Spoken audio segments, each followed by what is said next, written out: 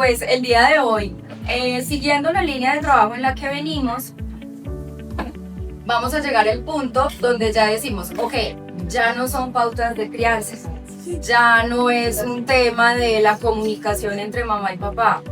¿Qué vamos a hacer? Continúan las dificultades.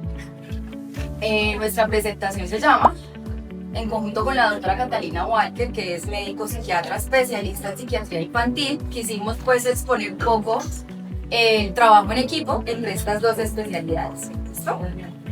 Entonces, lo que el fármaco no puede hacer solo y lo que la terapia tampoco. Primero, me parece súper importante explicarles cuál es la diferencia entre una intervención por neuropsicología infantil y una intervención por neuropsicología general, ¿sí? Y es básicamente que infantil nos vamos a enfocar en el neurodesarrollo del niño, en identificar signos de alarma, en identificar dificultades en ese desarrollo temprano, pues que sí, desarrollo temprano ya está un poco redundante, pero pues identificar como esos signos de alarma, ¿sí? Mientras más temprano tengamos un diagnóstico o tengamos unos signos de alarma, más rápido vamos a poder empezar la intervención y vamos a poder hacerla de una manera mucho más personalizada. Entonces, nosotros no buscamos curar una condición neurobiológica, ¿cierto? No es el objetivo, más bien lo que pretendemos es favorecer, acompañar y transitar los procesos de adaptación del niño y de su familia a nivel pues de su desarrollo integral. En todos los contextos, estamos hablando del contexto escolar, familiar, bueno, deportivo, en muchos casos. Entonces vamos a empezar a hacer un paralelo exponiendo un estudio de caso y a la par presentándoles pues como de manera teórica cómo la intervención empieza a hacer lo suyo. A este caso le vamos a llamar Leito. Leito es un niño de 5 años que empieza a presentar unos síntomas de un trastorno por déficit de atención con hiperactividad de inicio temprano.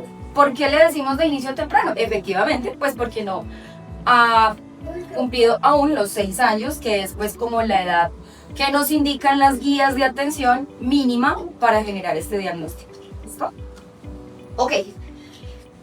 Esto ya se los explico nuevamente, y es que el trabajo en conjunto entre psiquiatría infantil y neuropsicología se va a enfocar, psiquiatría 1, en generar una estabilidad a nivel de neurobiología para que con la terapia podamos empezar a generar estabilidad. ¿Listo? De una manera muy poética, entonces el psiquiatra interviene para regular la neurobiología y disminuir los síntomas más disruptivos, mientras que el neuropsicólogo aprovecha esa ventana de estabilidad para guiar la maduración cerebral y enseñar habilidades. Vamos con Leito. Leito llega a la consulta con 5 años, 6 meses. Empezamos a hacer la exploración, resulta que tenemos más de 6 meses de unos síntomas muy consistentes con bajo control de impulso, irritabilidad ante límites y normas, agresión a pares, a docentes y al inmueble. Entonces es el que coge todo y empieza a lanzarlo porque le dijeron que no podía hacer algo, ¿sí? O porque simplemente se cansó y alguien no tiene nada más que hacer, ¿sí? Listo. Estas conductas están en todos los contextos, no solamente es en el colegio, no solamente es en la casa, y también aparece en sus actividades extra, como fútbol y natación. Listo. Debido a todo esto, no logra finalizar la jornada escolar.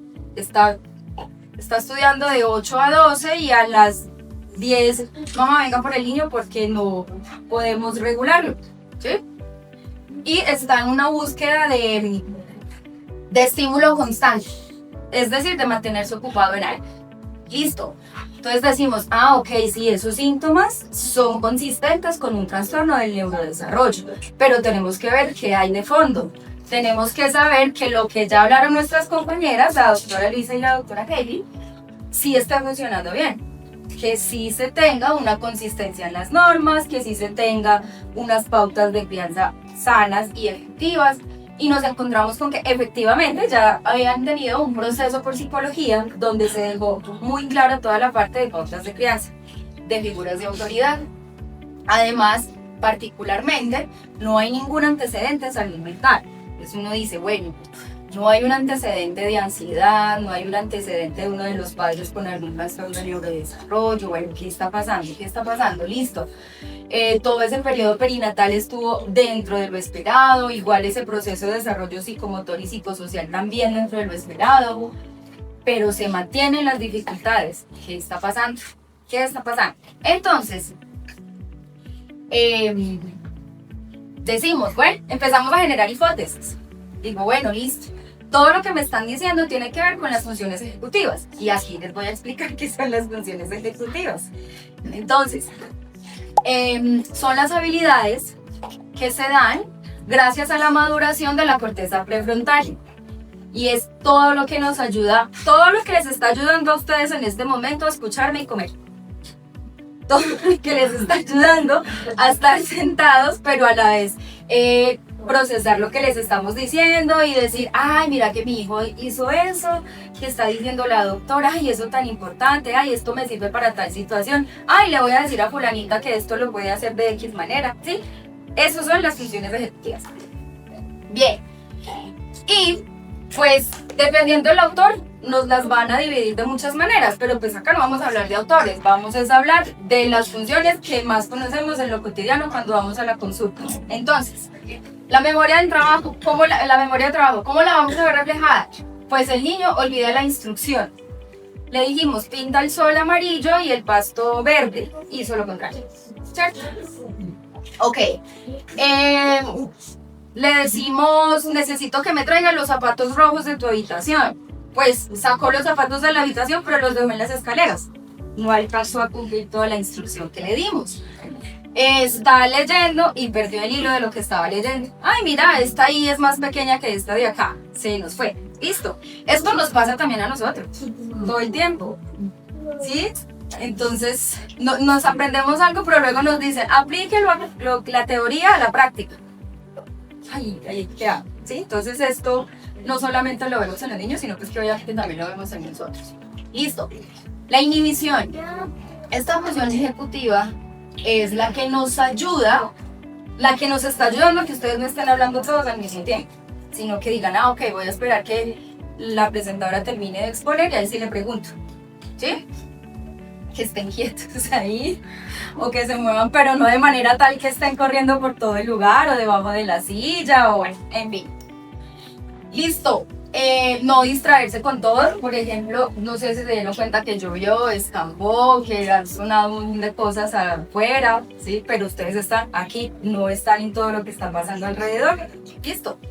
Eso es la inhibición. La organización, la planeación, entonces la iniciación de la acción. Uy, yo tengo que lavar la loza, pero tengo una pereza. Es que son tantas ollas. No, y fueron frijoles, eso está súper pegado. No, ¿qué estamos haciendo? Estamos procrastinando, ¿sí? Porque no sabemos por dónde empezar la tarea. Lo mismo va a pasar con los niños cuando estamos hablando de una alteración en funciones ejecutivas. Leído, tienes que hacer la tarea de matemáticas. Y abre el cuaderno y son 5 preguntas, ¿por cuál empiezo? ¿Sí? Son 5 puntos, no sé por cuál empezar. Listo, eso tiene que ver con la iniciación a la acción. La gestión del tiempo, la doctora Gelino nos explicaba ahorita muy claro, y es que un niño no va a tener la misma conciencia del tiempo que algunos de nosotros tenemos, porque también a veces nos dicen 5 minutos y nos quedamos un montón de tiempo, listo. Pero en ellos se va a ver muchísimo más. Entonces ahí es cuando el motivo de consulta es que para él es lo mismo media hora que 5 minutos. Sí, es real. Es como que no se tiene esa conciencia. Listo. Otra de las funciones ejecutivas más, digámoslo, alteradas en cuanto a los trastornos del desarrollo es la flexibilidad cognitiva, ¿sí? Y es la capacidad de poder intentar hacer las cosas de una manera diferente. Es decir, ya vi que el sacapuntas está dañado y que si le sigo sacando punta voy a terminar dañando el lápiz. No, pero él le sigue sacando punta y le sigue sacando punta y le sigue sacando... No, ven amor, es que tenemos que cambiar la estrategia. Hay que hacerlo diferente porque esto ya no nos va a funcionar. ¿Listo? Tan sencillo como eso, pero tiene que ver con la flexibilidad cognitiva. Hay otros ejemplos y hay otras situaciones pues que van a ser mucho más complejas, pero pues acá les voy a explicar como esto, que es lo más concreto. ¿Listo? Le cuesta pasar de una actividad a otra, entonces ya tenemos una norma clara, ya tenemos una pauta de crianza establecida y ya el niño sabe, porque yo no le doy la atención, sabe que cuando le digo apaga el televisor, es apaga el televisor. Listo, ya le dije, te quedan 5 minutos, te queda 1, ya tiene la alarma y aún así, nada. Pero esto no les estoy diciendo que sea solo una vez, este es un ejemplo. Esto se repite en muchos contextos, no solamente es con el televisor, es con todo. Listo. Y se queda ahí. Y entonces yo me amarro un zapato, pero se me olvidó amarrar el otro. O entonces me quedé vistiéndome solo la parte inferior y se me quedó. No, me entretuve y no me puse la parte superior. ¿Sí? Pasa. Listo. Ahí estaríamos hablando de la flexibilidad cognitiva. No tiene una buena habilidad para pasar de una tarea a otra. ¿Listo? Ok, planeación, organización, arregla tu maletín. Resulta empacando todo o no empaca nada. Y entonces al otro día, ven, la tarea de matemáticas. Yo la hice pero no la traje. No, mi mamá me compró los colores y se me quedaron. Bueno, y es lo que escuchamos muchas veces cuando ya existe un trastorno del neurodesarrollo. Listo. Poder evidenciar que tiene un error en lo que está haciendo y poder corregirlo. Entonces la autocorrección, la autorregulación. Ya entendidas las funciones ejecutivas, volvemos y hago acá la comparación con el caso de Leí. Entonces decimos, uy, todos estos síntomas que me están presentando del niño, lo que me está manifestando la familia, ojo, la familia, el colegio y el entrenador. Acá fue el conjunto, no solamente de un actor, acá estábamos hablando de todos los actores con el mismo discurso. Decimos, no, sí, hay una alteración en funciones ejecutivas, pero pues yo necesito soportar esto de alguna manera. ¿Qué hago? Las famosas pruebas neuropsicológicas, ¿sí? Las famosas pruebas neuropsicológicas me van a indicar, 1, el potencial cognitivo del niño, cómo está dándose ese desarrollo cognitivo, listo.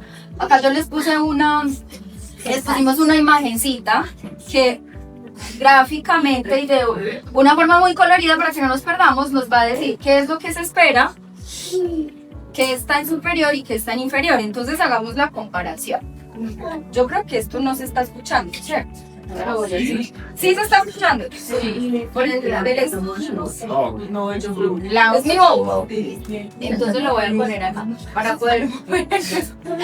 Entonces, como es un niño de 5 años, 6 meses, hay escalas específicas para esta población. No va a ser lo mismo para todos los niños, no va a ser lo mismo para todos los casos. En cada niño debe ser diferente. Hay un estándar, pero pues es que todos somos diferentes. Aunque cumplamos con ciertas características, aunque cumplamos con ciertas normas, somos diferentes. ¿Listo? Entonces, para que me entiendan esta partecita acá. El CI global, es decir, la capacidad global del niño es de 114. ¿Está en dónde? En el promedio, ¿cierto? Es decir, vamos muy bien. Ya empezamos a ver aquí, en el lenguaje, 114, bien, ¿cierto? En lo ejecutivo, es decir, la planeación, la organización, ¿qué hay? ¿Cierto? Está muy bien, pero si nos ponemos a comparar, le va a ir mucho mejor en esto que en esto, ¿cierto? Es normal, no nos tiene que ir bien en todo. Hay cosas para las que somos muy buenos y hay cosas que nos cuestan un poquito más, ¿sí? Listo. Y entonces decimos, ahí encajan los autistas y los TDAH o solo... Gracias por la pregunta. Yo puedo tener un trastorno del neurodesarrollo independiente de mi capacidad cognitiva, ¿sí? Yo puedo tener un TDAH teniendo un coeficiente de 115. Yo puedo tener un TEA teniendo un coeficiente de 115, ¿sí? La diferencia se da es cuando hacemos la comparación de los índices. Es decir, cuando yo comparo cómo me va en lo verbal, cómo me va en lo ejecutivo, cómo me va en la memoria. Ahí es donde yo digo, aquí hay algo. Aquí hay algo. ¿Listo? Bueno, entonces, volvemos con Leito rápidamente. Acá la gráfica nos indica perfecto en qué le va muy bien y qué es lo que está fallando. ¿Qué es? ¿Alcanzan a ver? Sí. Sí. Planeación. Flexibilidad. Flexibilidad. Memoria de trabajo. ¿Qué les expliqué anteriormente? Perfecto. Las ejecutivas. Perfil compatible con un trastorno por déficit de atención con hiperactividad. ¿Sí? Bueno, está bien. ¿Qué vamos a hacer? Ya sabemos qué está pasando, ya sabemos que no son quejas, ya hay un trastorno. ¿Qué vamos a hacer? Pero no nos cumple la edad, ¿no? Tenemos que irnos a psiquiatría para que nos explique qué está pasando allá y ahorita ya les voy a explicar. ¿Listo? Bien. ¿Esto para qué nos va a servir? Pues para definir qué vamos a hacer con el niño, cómo lo vamos a intervenir. A ver, si es un chico que tiene muy buen funcionamiento en el lenguaje, debo apoyarme en lo que está muy fuerte para abordar lo que no está tan fuerte. Entonces, básico, bueno, no es tan básico, no es tan obvio, pero el ejemplo, ven, autoinstrucciones, ¿qué estás haciendo? Repítete a ti mismo en voz alta lo que estás haciendo. Eso le va a ayudar a regular. Me estoy apoyando en el lenguaje, que es muy bueno para compensar algo que no es tan bueno, que es lo ejecutivo. ¿Listo? Entonces, a partir de ahí se generan unos objetivos de trabajo. Objetivos de trabajo, en este caso no es subir el CI. ¿Yo para qué quiero subir el coeficiente intelectual? No, lo que yo quiero es compensar, que esté un poco más homogéneo el desempeño del niño para que no tenga tantas dificultades. ¿Listo? ¿En dónde? En las funciones ejecutivas, ahí es donde necesito empezar a intervenir. ¿Sí? Ahí va enfocada la rehabilitación cognitiva, la estimulación cognitiva, la terapia cognitiva. Realmente le pueden decir de las tres maneras porque eso va a depender es de quién lo diga, cómo lo diga y de la guía de orientación que esté usando. Pero los tres conceptos van enfocados a lo mismo, ¿listo? Bien, en este punto tenemos que tomar la decisión. Bueno, ¿y qué otras especialidades necesitamos? Entonces, terapia ocupacional, claro. Estamos diciendo que es un niño que está en una búsqueda sensorial todo el tiempo. Estamos diciendo que entonces se aburre y coge todo y empieza a lanzarlo. ¿Eso es buscar qué? Sensaciones. ¿Sí? Sensaciones. ¿Qué necesito? Terapia ocupacional. ¿Sí? Listo. Bien. Este es un plan que se empezó a implementar con este chiqui, donde hay unos ejemplos muy específicos. Listo, yo necesito que él construya cosas y que él me maneje la frustración sabiendo que lo que se imaginó, porque acuérdense que esa parte de lenguaje y cognitiva está muy buena, entonces yo le puedo decir, ven, dibújame una casa, y él se imagina una casa espectacular, pero cuando la hace, no, le salió como él quería. Entonces va a decir, ay no, me quedó feo, ya no quiero. Ay no, qué tarea tan aburrida, yo ya no quiero hacer eso. Ay no, ¿por qué no hacemos otra cosa? Es que esto está tan maluco. Pero ¿qué es lo que está pasando? No es que la tarea esté aburrida, es que no le está saliendo como él se lo imaginó. ¿Se frustra?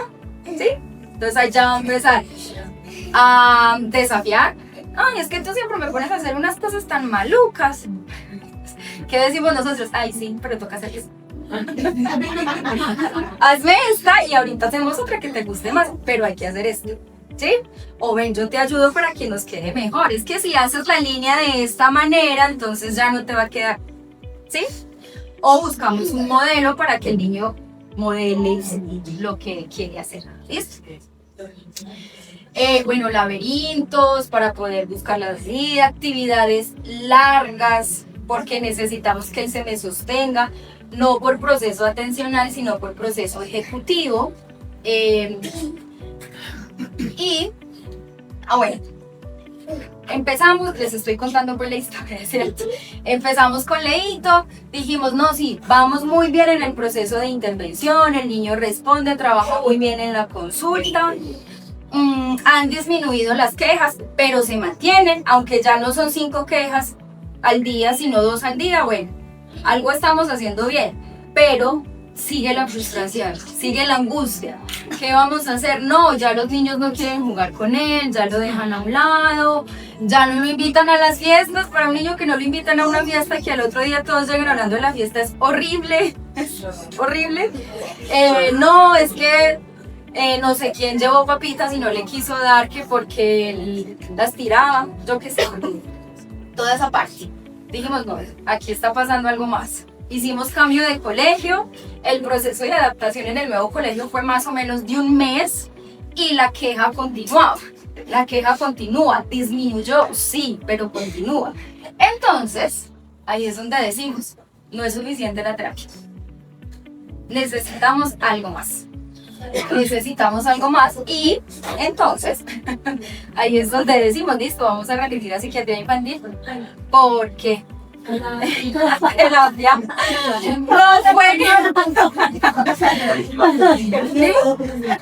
necesitamos un apoyo. Exacto, estoy hablando de una familia comprometida, estoy hablando de un colegio comprometido, estoy hablando de un proceso individualizado donde va y se hace un acompañamiento al colegio, se habla con los docentes y se recoge una información objetiva de lo que está pasando, ¿listo?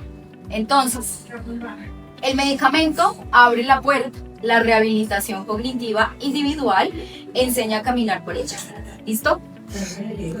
Voy a mencionar esta partecita para no interrumpir ahorita a la doctora Catalina, y es los logros que hemos tenido cuando empezamos a manejar el proceso en conjunto, ¿sí? Y es que en este momento, a 3-4 meses de proceso con Leito, ya logra, 1, finalizar la jornada escolar, 2, ir a actividades grupales. Antes no podía, que tenemos una salida de campo, no, él no puede ir. Ahora sí va, ¿sí? Ahora sí me está trabajando en equipo, en grupo.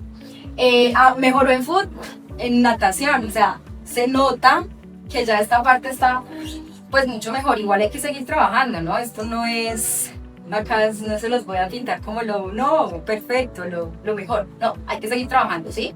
Porque todavía se le dificulta mucho la gestión emocional, se me sigue frustrando muy fácil, entonces ya no golpea, pero sí llora y maneja pues una angustia que uno dice, ven, no es para tanto, pero tengo que validarlo y enseñar a que él lo maneje, ¿listo?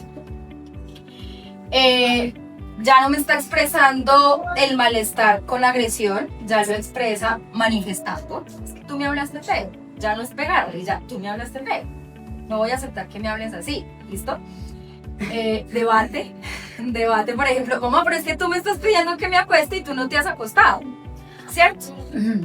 Lo que antes era, le tiro el zapato porque me dijo que se acostara, ¿sí? Bien, algunos ejercicios que se han hecho, pues lo que les explicaba ahorita, las autoinstrucciones, vamos a ganarle al reloj, vamos a pensar en palabras mientras hacemos movimientos. Igual todo esto que les estoy diciendo, sé que las compañeras de pronto lo van a abordar ahorita a profundidad. ¿Listo? O creo, ¿no? Pues yo les explico con mucho gusto. Importante. Muchas de las estrategias deben ser individualizadas, no porque lo grupal no funcione, lo grupal sí funciona, porque hay un objetivo en común. Y acuérdense que estamos hablando de un diagnóstico con unas características comunes, entonces por supuesto que sí va a funcionar, pero hay síntomas y situaciones específicas, pues que precisamente hay que trabajarlas de manera individualizada, ¿sí? Entonces, doctora Margarita, le doy la palabra. Mi nombre es Catalina Walker Álvarez, yo soy psiquiatra con su especialidad en psiquiatría de niños y adolescentes. Yo quería empezar con esta frase porque casi que mi charla iba a ser diferente, pero hablando con la doctora Luisa, es cierto, es muy bueno hablar sobre la imagen que tenemos los psiquiatras. Entonces, si solo se me llevan la idea de no vamos a tener miedo si nos permiten, psiquiatría no es medicamento, con eso quedo súper feliz. O sea, siempre que los remitan a psiquiatría infantil no quiere decir que es medicamento. De hecho, ayer pensando, acabando de cuadrar la charla de los más o menos 15, 17 pacientes que veo al día, 5 salen con fórmula de medicamentos. Y la mayoría de estos niños han tenido todo este proceso previo, o sea, han sido leídos y definitivamente llegan conmigo porque estamos sufriendo. Y no sufre solamente la profesora que lo tiene que manejar, las 2 profesoras de los 2 colegios, los coordinadores, el papá, la mamá, sino que está sufriendo el niño. Porque definitivamente el TDAH, el niño con TDAH no te está haciendo la vida difícil, él mismo ya está teniendo una vida difícil. O sea, pensemos que es estar en un colegio, jornada continua, desde las 7, Leito, sentate, Leito, presta atención. No ha hecho nada en el salón, ¿a quién le echan la culpa? Pues es Leito. Leito, te vas a sentar aquí, de acá no te mueves, pasa la mariposa, Leito, sienta. Llega a la casa, pela o el rincón del tiempo fuera porque dejaste los colores, no llevaste los guayos para el entreno de fútbol. Después me dejan donde mi abuelita por la tarde porque mis papás tienen que trabajar y lo que hace mi abuelita es que no sabe cómo entretenerme y me pasa el celular. Y estoy 3, 4, 5, 6 horas viendo, como nos explicaba la doctora Heidi, lo más dañino ahorita de las pantallas, que son los videos cortos, los reels. Ya les voy a explicar por qué. Tiene que ver incluso con la dopamina que todos tenemos en el cerebro. Entonces llega Leito a consulta donde la psiquiatra. Entonces vienen las preguntas de los papás que siempre se van a hacer. Mi hijo está loco, yo qué hice mal. Claro, eso es culpa cuando están separados, es culpa de sus pautas, no es culpa de las suyas, no es culpa de su mamá que es la alcahueta, la profesora no lo entiende, ya llevamos 2 colegios, o sea, eran más o menos 14 profesoras que no lo entendían, no estaba invitado a las fiestas infantiles, entonces aquí voy como para que tengamos claro que psiquiatría no es medicamento, pero sí que sí viene de una palabra muy hermosa que es algo. Entonces a nosotros nos toca lidiar con el alma, con el sufrimiento de los seres humanos. A mí me toca lidiar con el sufrimiento del alma de los niños. Entonces siempre que los remitan, no hay que pensar que es la última opción y nos estamos devolviendo, sino que puede ser una puerta enorme que se abre inclusive para ustedes tratar cosas de ustedes mismos que han estado tapando todo este tiempo. Entonces llegamos al tema de los psicofármacos, siguiendo con el caso Leito, ya había tenido sus buenas pautas de crianza, aunque había una buena red de apoyo, sí se tuvo que trabajar algo que nos preguntaba ahorita el papá, excelente pregunta, que es la ambivalencia en las pautas de crianza. Entonces el papá decía una cosa y la mamá decía otra, y como yo soy un niño, obviamente yo voy a echar para el lado del lazo que menos tensa. Entonces yo espero que llegue mi papá y a él sí sé, porque yo sé cómo decirle. Si estoy con mi abuela, ya sé que esto es de recocha. Entonces, casi que universalidad lo que nos explicaba la doctora Evi, la jerarquización, los límites en todos los contextos del niño, es un chicharrón. Pero para eso están acá. Entonces, de una vez les agradezco porque eso habla muy bien de ustedes que un sábado en la mañana estén soportando una jornada tan larga por sus hijos. De hecho, veo muchos papás se perdieron la final de la Champions por estar aquí, o sea, 10. Ojalá muchos de los niños que yo trato, que ya llegan con mucho sufrimiento, tuvieran esta oportunidad. Entonces, de una vez también agradezco, como decía la doctora Heidi, porque esto es una deuda que tenemos con ustedes, de consultas que da el sistema de salud de 20, 30 minutos para entrevistar a los papás, leer informe escolar. Yo siempre me quedo con los niños.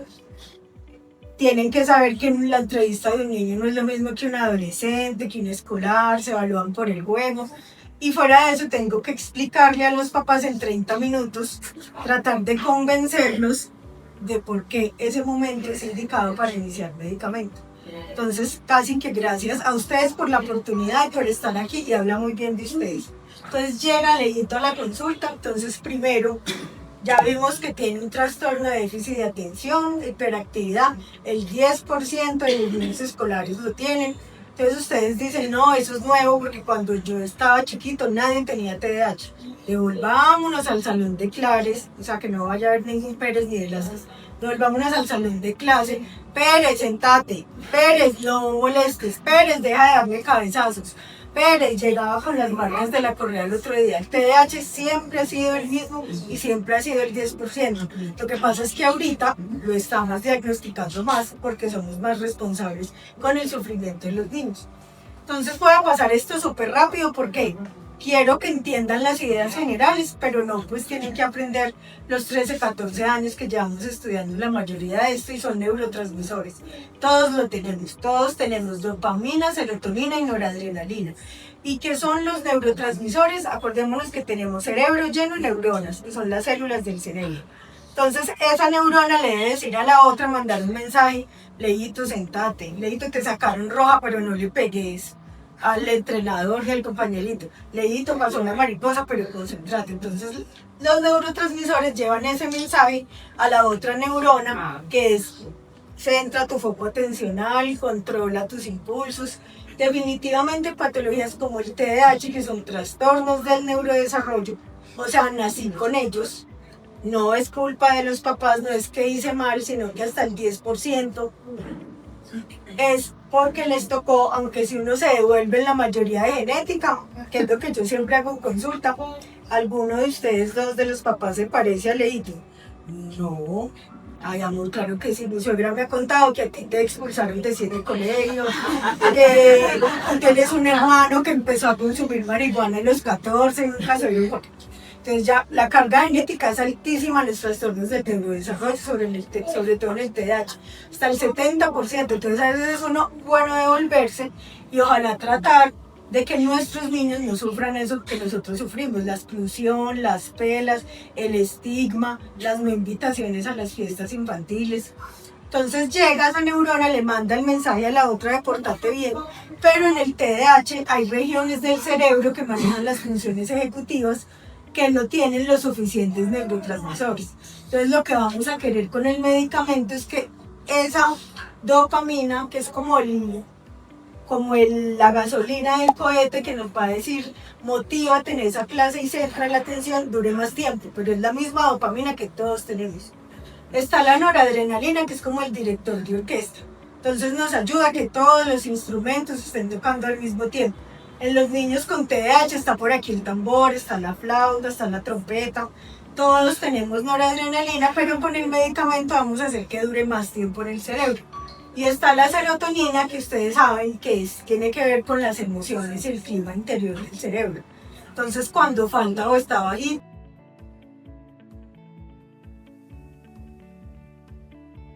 viene la tristeza, la depresión, y aquí paréntesis porque en los niños y los adolescentes no es como en los adultos que se deprimen. Entonces me acuesto una semana, no quiero salir, siento que el cuerpo me pesa y no quiero hacer nada. No, la mayoría de niños y adolescentes con depresión reaccionan es con problemas conductuales.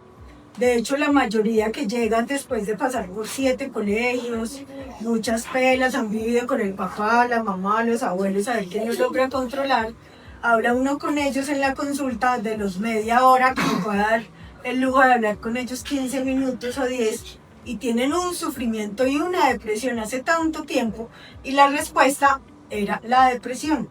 No era el TDAH, ni era un TEA, ni era un trastorno del lenguaje, ni era la depresión. Entonces aquí voy, que todos tenemos estos neurotransmisores. Nosotros no vamos a trabajar con cosas externas del cuerpo, sino que vamos a facilitar que esté más tiempo en el cerebro de estos niños.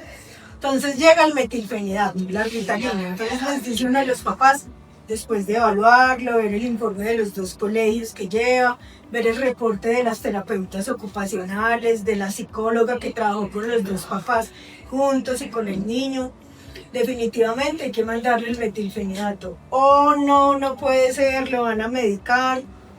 Lo que yo veo en consulta ni siquiera son preguntas, sino que llegan con una canastada así de grande de culpa. Porque claro, entonces he escuchado que al vecino del frente lo dejaron bobo. Al de allí definitivamente le fue súper mal, ese niño el medicamento. Y ahí sí, obviamente pido disculpas por todos, no es el medicamento, sino el mal manejo que se le da al medicamento, como vamos a ver. Entonces definitivamente hay que empezar con el metilfenidato porque necesitamos que ese niño ya en este segundo colegio no siga sufriendo. ¿Y qué va a hacer ese metilfenidato? Entonces va a aumentar más esa dopamina y esa noradrenalina en el cerebro. Entonces va a tratar de que ese foco atencional esté más centradito. y también va a tratar de mejorar el control inhibitorio que nos explicaba ahorita la doctora Caterine. Esa vocecita que le dice, no le pegues otra vez a Sara, o sea, ya le has pegado 3 veces en la semana, mira que tus papás te van a castigar, entonces sí, me va a ganar un castigo. O sea, hacen que tengamos más control inhibitorio.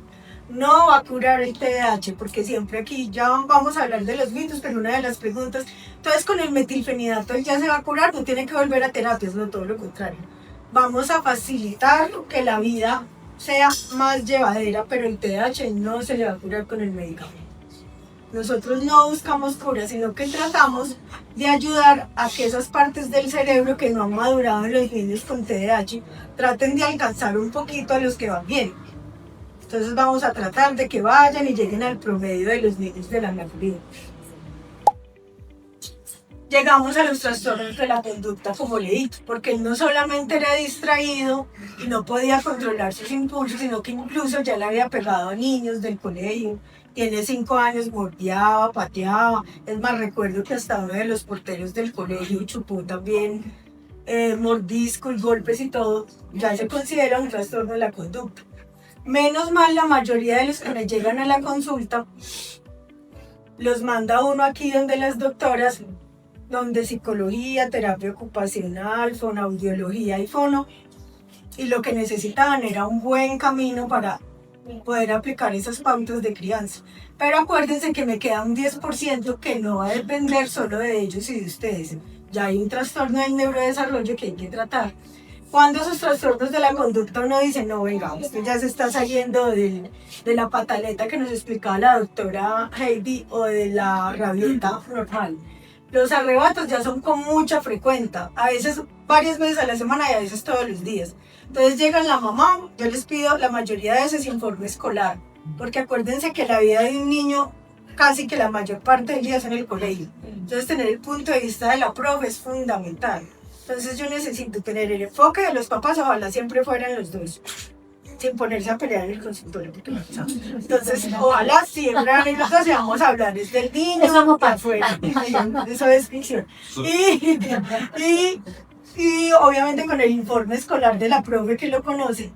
Y también necesito verlo cómo es para suplir ese espacio en los amigos, porque cuáles son los 3 aspectos importantes en la vida de un niño: el colegio, la familia y los amigos. Del colegio tengo el informe escolar, los papás los tengo a ustedes, y del niño y los amigos tengo que jugar con él para saber él cómo interactúa con los otros niños. Entonces ahí me dicen mis colegas, usted pasa súper bueno, que pasamos por su consultorio y la vemos muñequeando, dándole tetelo a Tomasito, armando bloques. Y sí, es cierto, mi trabajo en ese aspecto es muy bueno porque yo juego mucho.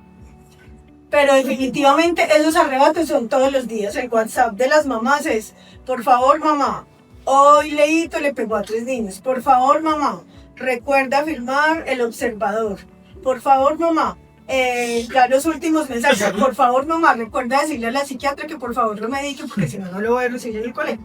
Entonces ya se volvió absolutamente el sufrimiento para la familia, la profesora y obviamente Leito. Ya estos episodios, estos arrebatos tienen agresión física a otros o hacia sí mismo. Ya no solamente estoy mordiendo y pateando a los otros, sino que yo mismo me estoy autoagrediendo de esa pobre tolerancia a la frustración que tengo. Me pego en las orejas, me muerdo, me araño. Duran varios minutos y definitivamente no ceden con los límites que veíamos ahorita. O sea, pueden durar 5 o 10 minutos.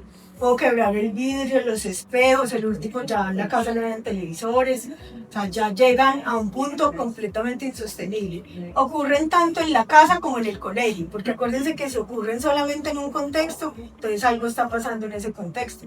Si él juega con sus amigos de manera calmada, respeta los turnos, no los agrede, le llevan la contraria en el juego del tranquilo y dicen, listo, juguemos otra cosa, perdiste, listo, perdí. En la casa es otro, se desconfigura, se vuelve chuki, le pega a todos los niños, a los primitos, a los vecinos. Y en el colegio normalmente es un niño calmado y callado, no es un TDAH ni es un trastorno de la conducta. ¿Qué será en ese momento? Exactamente, entonces hay que descartar, obviamente, porque debo ser igual de disruptivo en los 3 escenarios: en el juego con mis amigos, en el colegio y en la casa. Las intervenciones conductuales y de crianza no han sido suficientes, como ya vimos. Y el diagnóstico subyacente ha sido identificado por un especialista. Llámese doctora Heidi, neuropediatra, llámense las doctoras psicólogas, neuropsicología, incluso las profesoras, uno ve que saben diagnosticar muy bien TDAH, muchísimo, porque ellas tienen en cuenta quién va a ser el niño de acuerdo al desarrollo que de verdad es inquieto y al que tiene TDAH. Entonces aquí hablamos de la risperidona. Oh, por Dios, de mandar risperidona. Yo busqué en Google y ustedes ponen risperidona y dice esquizofrenia. Pero si mi niño no es esquizofrénico, ¿por qué la doctora le mandó risperidona? ¿Qué es lo que va a hacer la risperidona? Entonces volvemos a lo de los neurotransmisores que todos tenemos, esa carta que en este caso va a ser la dopamina, entonces está en un volumen súper alto, necesitamos bajar ese volumen de la dopamina porque cuando está súper alta esa dopamina ya se vuelve agresividad. Entonces aquí voy con las pantallas, que es lo más fácil de ganar dopamina, no medicamentos, hacer una actividad lúdica, jugar al fútbol, pintar, crear un cuento y desgraciadamente las pantallas, los videos de Reels, los cortos, generan muchísima dopamina y este sistema tiene que ver con el de la recompensa, o sea, con el que tienen inestable las personas que tienen trastornos de adicciones, los que consumen marihuana, cigarrillos, los que son alcohólicos. Por eso yo les digo, así suena terrible, siempre cuando los estoy entrevistando, seamos sinceros entre los cuatro y díganme cuántas horas al día de pantallas está usando el niño. Ah, pues cuando está donde usted, más o menos 2, cuando está donde usted, 4, cuando está donde la abuela, 5, 6. Entonces, claro, estamos obteniendo dopamina a la lata y al otro día tengo que llegar al colegio sin celular, donde no puedo tenerlo a la mano, donde tengo que centrarme, enfocarme en una clase de matemáticas de 2 horas, después de haber estado todo el día anterior con dopamina, sí. Entonces nosotros tenemos que luchar ya inclusive también contra las pantallas, y eso para nosotros es durísimo. Y obviamente entonces ya casi que se nos vuelve, de eso incluso hay simposios ya de uso de pantallas, las indicaciones del uso de pantallas. Entonces a veces es difícil quitarlas del todo, aunque ya hay niños con adicción a pantallas incluso hospitalizados. Y es lo que yo les digo, antes de los 6 años, el niño Dios que trae celular, PlayStation, Nintendo Switch, es casi como que el niño Dios le hubiera traído una botella de aguardiente, mijito, tómesela todo. No me haces este paquete de Marlboro, más o menos así de esa medida. Entonces llegamos al TEA, otro trastorno del neurodesarrollo. Yo no entiendo por qué los niños, dice la mamá, si mi niño tiene un TEA súper diagnosticado, ¿por qué termina donde el psiquiatra si él está con todas las terapias? Porque los niños con TEA también les da depresión, los niños con TEA pueden tener TDAH comórbido, o sea, los 2 diagnósticos hasta el 70% de los casos. Entonces casi que es la regla y no la excepción. Y los niños con TEA no duermen bien, tienen ansiedad y se irritan y pueden hacer alteraciones conductuales gravísimas. Entonces llegan donde la psiquiatra y entonces ahí yo les digo, obviamente el medicamento en este caso va a ser un salvavidas. La risperidona va a ser la salvavidas que nos va a evitar ahogar en ese momento. Pero ¿qué hay que hacer con ese niño? Enseñarlo a nadar. ¿Y cómo le enseñamos a nadar? Con todas estas terapias. El salvavidas va a ser transicional. Definitivamente en el niño, unos niños con TEA no hablan con palabras, pero están diciendo todo con su forma de estar. Entonces las mamitas y los papitos que están acá y tienen niños con TEA, saben que cuando son sobre todo no verbales, aprendes a reconocer inclusive el llanto de molestia, el llanto de tristeza, el llanto de hambre. Entonces a veces cuando ese llanto sigue y sigue y sigue varios días, ese niño con TEA también puede tener una depresión. O inclusive puede tener algo más simple y sencillo, que me ha pasado muchas veces, un dolor de muela.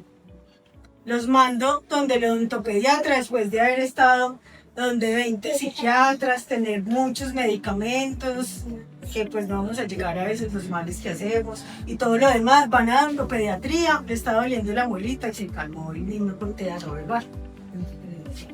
¿Qué medicamentos podríamos usar en el trastorno del espectro autista? En el caso de la irritabilidad, la risperidona que veíamos. Cuando hay TDAH comórbido, sí, es el mismo metilfenidato de los niños con TDAH solito. Igualito, no cambia, porque puedo tener los 2 diagnósticos, ya vimos. En el caso de la ansiedad y de la depresión, la famosa fluoxetina. que me dicen, no, fluoxetina no puede ser aprobada por FDA desde los 6 añitos. Entonces devolvámonos a ese niño que va a continuar creciendo con esa depresión, va a llegar a la adolescencia, va a hacer los intentos de suicidio, Dios no quiera un suicidio consumado, y hubiéramos podido llegar antes solamente con la fluoxetina y las terapias. El insomnio, la mayoría de los niños con trastorno del espectro autista tienen insomnio. Solamente con la melatonina funcionan casi que la mayoría, ¿no? Ya es una lucha con las veces que Heidi y yo luchamos todos los días, pero la melatonina con solo eso tendrían los niños para mejorar el sueño, y volvemos a lo mismo, un neurotransmisor como el que todos tenemos. Solamente con la melatonina vamos a hacer que dure más tiempo en el cerebro. Los medicamentos no cambian quién es tu hijo, le ayudan a ser quien ya es. Entonces viene la primera pregunta grande y es, ¿pero mi niño va a cambiar? Para nada. Lo más bonito de ese niño es su personalidad y su esencia, pero hay que dejarlo ser porque el TDAH no lo está dejando ser. Es un niño que está sufriendo, es un niño que está llegando de la casa, del colegio donde sufre y lo castigan, a la casa donde llego y me siguen castigando y sigo sufriendo. Entonces, mito número 1, definitivamente el medicamento lo va a convertir en zombie, este es el 90%. No y sí. Sí lo puede sedar mucho, y ahí no es culpa del medicamento, es culpa de las dosis y el cansancio. O sea, ustedes están, ojalá uno pudiera ver a todos los niños, en Colombia somos el 15% de psiquiatras infantiles sobre los psiquiatras generales. O sea, que muchos van a tener que tener formulación por el médico general o por pediatría o por otras especialidades. Si definitivamente el niño está sedado y como un zombie, no es el medicamento, es la dosis del medicamento. Se empezó a dosis muy altas y no hay una dosis exacta que yo les pueda decir. La dosis la va a dar el mismo niño. La dosis va a ser leíto, concentrado en las terapias, sin quejas del colegio, en sus entrenamientos de fútbol igual, en su escuela de porteros igual, pero ya le sacan roja y no le pega al entrenador, ya no le pegó a Sara 3 veces a la semana. Segundo mito, le va a crear adicción, ese sí que es común. Claro, y ya empezó con el metilfenidato, en esto ya lo vemos es con el costal de la calle. ¿Qué dicen los estudios? Todo lo contrario. ¿Qué pasa con el TDAH no tratado? Llegan a la adolescencia y ese cerebro está completamente disparado y yo tengo que tratar de calmarme con algo. ¿Qué voy a tener a la mano? La marihuana del compañero, el tusi. Entonces, ¿qué muestran los estudios? Que la mayoría de estos niños que no se tratan llegan a la adolescencia y hacen más fácil un trastorno de adicción que los que sí se les empezó el medicamento de forma temprana. Le va a detener el crecimiento, este es otro mito. Incluso hasta dentro de los colegas todavía está ese mito. Entonces en los años 70 esto era casi que clarísimo, que un niño con bajo peso y baja talla le mandaban metilfenidato y se quedó enano. Ahorita lo que han mostrado los estudios es todo lo contrario, que si el niño ya tiene esa predisposición genética a tener talla bajita, peso bajito, endocrino lo puede ver, le puede mandar su hormona de crecimiento y puede seguir tomando su metilfenidato sin problema, porque lo que hace, y suele ocurrir, pero solo en el 15% de los niños, es que les baja el apetito. Entonces yo que les digo siempre, esperemos, no se lo quitemos de una. ¿Qué podemos hacer? Reforcémosle el alguito. Si se lo está tomando en la mañana porque empieza jornada de la mañana, entonces ya sabemos que ese desayuno va a ser lo más grande que el almuerzo, porque de pronto en el almuerzo no va a tener tanto apetito. Los que desgraciadamente estudian por la tarde, niños con TDAH que no deberían estudiar en la jornada de la tarde sino de la mañana, pero pues no hay más si estudian por la tarde, entonces definitivamente la cena que sea grandecita para que se acueste llenito cuando ya no tiene efecto el medicamento, que dura 4 horitas, se demora media hora en hacer efecto. Entonces, por eso, ¿quién nos va a decir el efecto del medicamento que está funcionando o no? La profesora. Porque va a durar 4 horas y yo se lo voy a dar al empezar las clases. Y muestra de que no genera adicción, como siempre les digo, no les hago así la pancarta, la dramatización. Es que lo puedo suspender los fines de semana, en vacaciones, en Semana Santa, y puedo seguir mi vida común y corriente. Eso sí, ¿qué va a pasar? Los papás me van a decir, usted miente, porque sí le generó adicción. Las vacaciones pasadas estuvo inmamable. O sea, le pegó a la abuelita, al abuelito, todo pasó. No tenía el medicamento porque les dije descansemos del medicamento, pero acuérdense que no vamos a curar el TDAH con el medicamento. lo que vamos a hacer es tratar de disminuir la intensidad de los síntomas y de continuar con la terapia. Han salido vacaciones dentro de terapia ocupacional, psicología, porque queríamos que descansara de todo. Claro, no es que sea dependiente del medicamento, sino que obviamente lo necesita porque no estamos buscando una cura, sino que alcance a los otros niños en esas funciones ejecutivas que nos decía Caterina. El medicamento le daña el cerebro en desarrollo. Incluso el metilfenidato, leíamos en un simposio hace un mes, ha sido más estudiado que el mismo acetaminofén en los niños. Por tantos mitos que hay alrededor, tiene más estudio que el Dolex pediátrico que ustedes le dan a los niños. Y lo que ha mostrado es todo lo contrario, que estos niños que empiezan a usar el metilfenidato junto con las terapias van a alcanzar la madurez de estos niños más rápido a los que solo están con terapias o a los que solo están con medicamentos. Si le doy el medicamento, definitivamente estoy fallando como padre, algo falló. Acuérdense que si volvemos al trastorno de neurodesarrollo, el 70% es carga genética. Entonces es como si ustedes culparan a la abuelita o a la señora con diabetes. Es su culpa por ser diabética, se tiene que aplicar la insulina porque se comporta mal. No, ustedes ahí están luchando con la herencia y los genes y contra eso no podemos luchar. Esos medicamentos no están aprobados para niños, claro que sí. O sea, todos trabajamos con guías de FDA, que son las gringas, los ingleses. Incluso los gringos están formulando a los niños desde los 5 o 6 años. Aquí estamos esperando entre los 6 a los 7 años, excepto en casos como el de Leito, que si uno pone en una balanza sufrimiento al mínimo efecto adverso que puede tener, que se pueden controlar, obviamente uno prefiere que el niño deje de sufrir y pueda empezar a ser el mismo, pero sin tanta disrupción conductual.